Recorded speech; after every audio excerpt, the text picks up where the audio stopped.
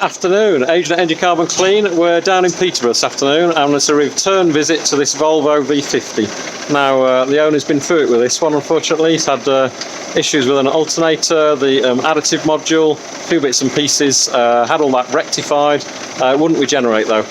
Had it to a couple of different places. Basically they're just saying that it needs a regeneration.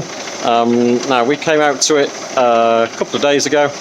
Plugged in and pretty much spotted on the live data that we could see that the pressure sensor for the DPF wasn't working properly. Now this car, the 59 plate, so potentially the age for sensors like this to start going, 101,000 on the clock. Now the sensor that gone was just here, side of the battery box. That measures the pressure between the front and the back of the DPF. Got another one here just to show you. Two pipes just connected to the front and the back of the DPF. We've got a replacement sensor on this now. And we took it out for a drive once we fitted the sensor. Basically it's regenerated by the look of it. Glow plug system came on, it got nicely up to temperature.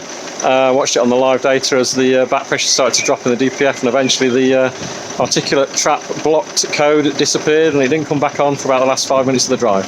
So hopefully good to go now. We're giving it an engine clean now. We've got it successfully regenerated, get it topped up with fuel, and then the owner can do some long journeys with it. But yeah, it was been to a couple of places. Looked like the last piece of the puzzle was just getting that pressure sensor changed.